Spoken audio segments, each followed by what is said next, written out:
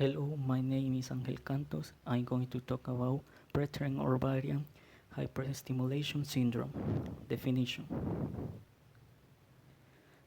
is a very rare NNT characterized by vulvar, hypogastric, and upper leg swelling, elevated serum, estradiol, and gonadotropin levels, and ovarian follicular cyst. The main etiology is the immunity of the gonadal axis and the lack of the negative feedback of the placental steroids.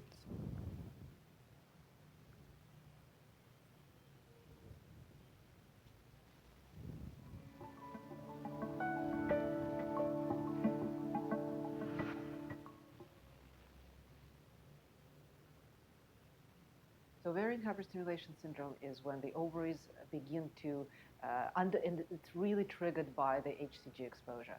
The HCG, which we use to trigger the final maturation, and if the patient is pregnant, HCG is produced by the pregnancy a few days or a week later. It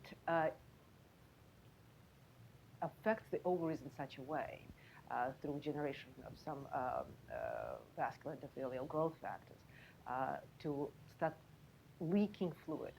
And what happens, the ovaries become very large and they exude fluid into the peritoneal cavity, into the abdomen. What a woman feels is that she's very bloated, the ovaries are very large, there is fluid accumulation in the pelvis and the abdomen, sometimes even in the chest. That is painful, that is uncomfortable. Women usually complain of shortness of breath, epigastric pain in the stomach area, and it's all because of accumulation of large amount of fluid. The other dangerous thing about that's the discomfort, of course. The other thing is that there are fluid shifts, and the patient actually may have a lot of fluid in her abdomen, but not enough in her vascular system. So women are at risk for blood clots and electrolyte imbalances. So it is a very serious situation. Women who are at most risk for this syndrome are women with PCOS condition, and particularly women with PCOS condition who are slender. It's an interesting inverse relationship that heavier PCOS women are at lower risk. They are at some risk, but at lower risk than the slender women with irregular menses and PCOS symptomatology. Younger women, of course, are at higher risk for this syndrome because an older woman doesn't produce as many eggs or as high of an estrogen level. She would be at low risk for OHSS in that setting.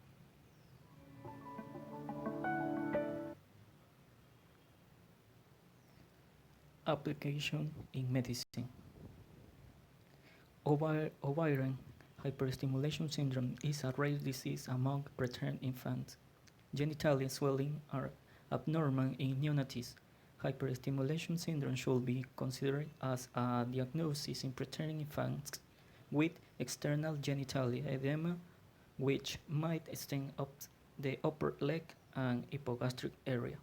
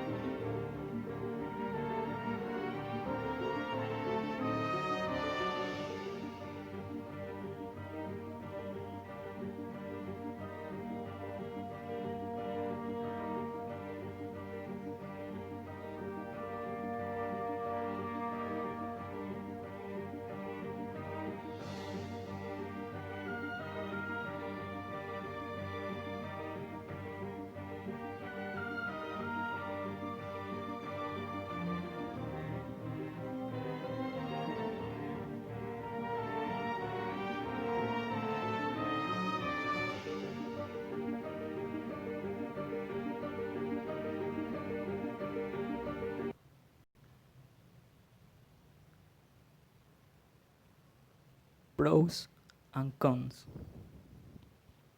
Pros. ASIC diagnosis generally resolved within a week or two, somewhat longer in the pregnancy. Cons. Severe symptoms are shortness of breath, pleural effusion, urination significantly darker, murk, abdominal blurring or distension, and lower abdominal pain.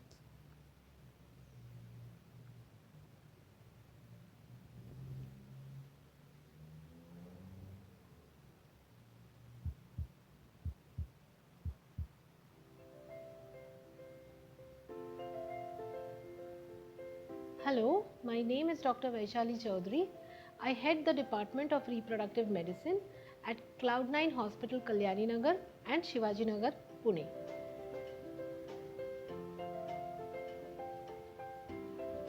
Ovarian hyperstimulation syndrome is a symptom complex that happens in women who are taking gonadotropin injections for IVF, and in case they respond highly and produce a very high level of hormones.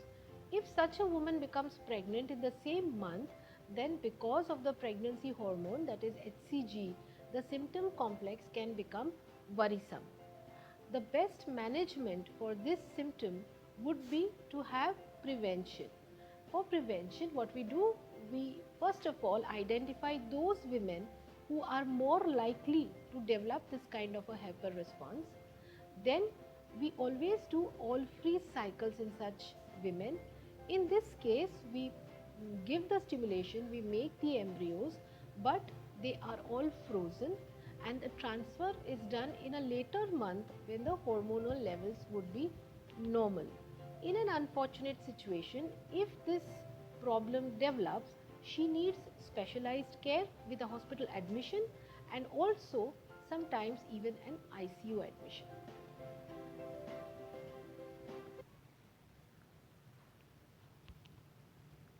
Issues applied in Ecuador.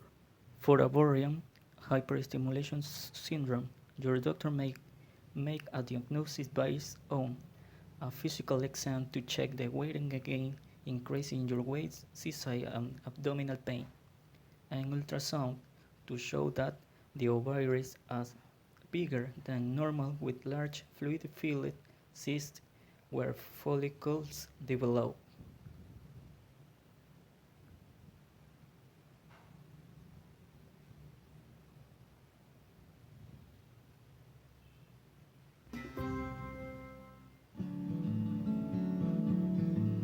Women who use fertility medications, particularly those drugs that stimulate multiple follicles to develop, are at risk of a disorder called ovarian hyperstimulation syndrome, also known as OHSS. OHSS is the result of stimulation of the ovaries with medications. It doesn't happen in very many people, but it can occur in up to 5% of women to a significant degree. In a small portion of those women, hospitalization is required. The medications used for ovarian hyperstimulation cause the ovaries to become leaky. Sometimes fluid will exude from the ovarian tissue into the pelvic cavity, causing women to fill up with fluid in their abdomen. Sometimes that fluid can actually travel up to the spaces outside the lungs and cause difficulty with breathing. These are only, however, in the most severe cases. Ovarian hyperstimulation syndrome is often preventable. If a reproductive endocrinologist is monitoring the cycle very carefully, looking at blood estrogen levels and ultrasound examinations during the stimulation cycle, that doctor can often prevent OHSS from occurring. Some women are much more prone to OHSS than others.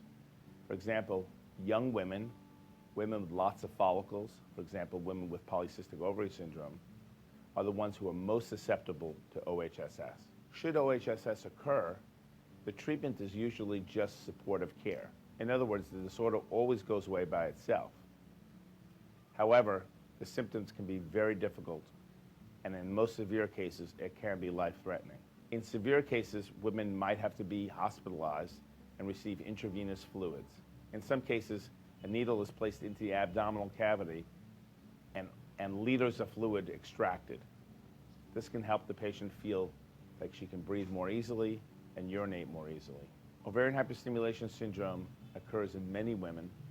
However, it is only severe in a small minority.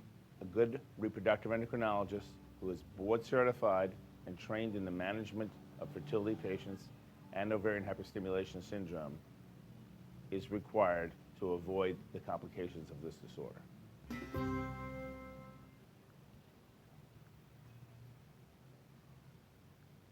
Conclusion. In preterm infants who present with genital edema and hyperstimulation syndrome should be considered. The presence of ovarian cysts in sonography aids in diagnosis of the syndrome, and gonadotropin as well as estradiol levels might be increased. This syndrome is usually self-limiting and does not need pharmaceutical or surgical treatments.